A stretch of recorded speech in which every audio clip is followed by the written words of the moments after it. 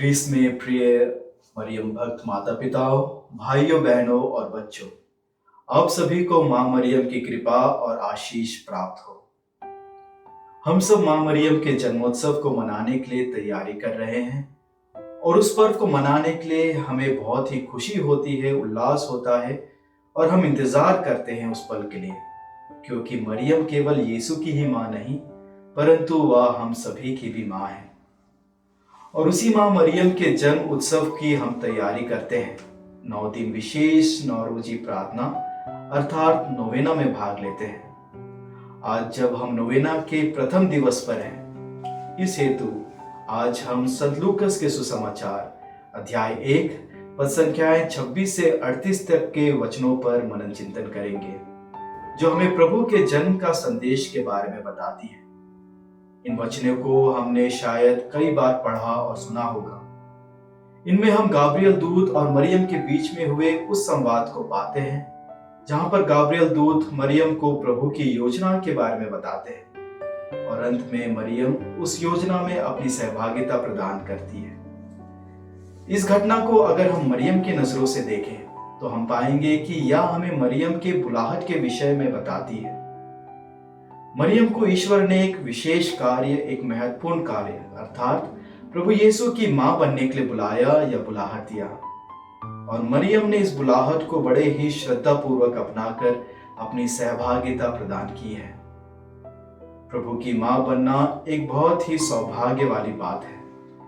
इस पल का शायद बहुत सारे लोग या सदियों से यहूदी लोग या कहें कि सारी मानवता इंतजार कर रही थी, और कोई भी इस सौभाग्यपूर्ण क्षण को अपनाना चाहेगा। परंतु प्रभु की मां बनना इतना आसान नहीं है, क्योंकि इसमें बहुत सारी चुनौतियां और कष्ट है, जिसमें आगे चल के किसी की भी हिम्मत टूट जाए। परंतु मरियम ने इस चुनौतीपूर्ण बुलावे को न केवल अपनाया परंतु उसे अभी तक निभाते आ रही है। मरियम के बुलाहट से हम 2 प्रमुख बातों को पाते हैं। पहला कि मरियम प्रभु के वचन या संदेश को सुनती है, और दूसरा वह प्रभु के वचन को पालन करती है या उसको अपने जीवन में अपनाती है।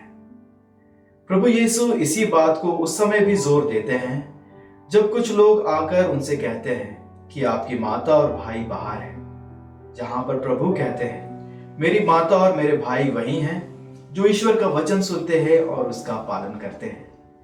वे मां मरियम के उस बुलाहट को सभी को याद दिलाते हैं, जिसे समझने और अपनाने के लिए हम सभी को जरूरत है। मां मरियम के समान हमें भी बुलाहट मिला है, प्रभु यीशु के भाई और बहन बनने का बुलाहट। और जब कभी हम ईश्वर के संदेश या वचन को सुनकर उसका पालन करते हैं, तब हम मां मरियम के समान अपने बुलाहट में आगे बढ़ते हैं और ईश्वर की योजनाओं को पूर्ण होने में अपनी सहभागिता प्रदान करते हैं।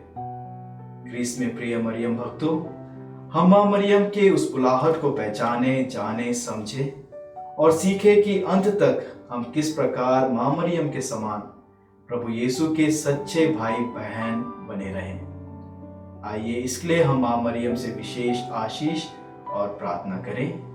आमीन।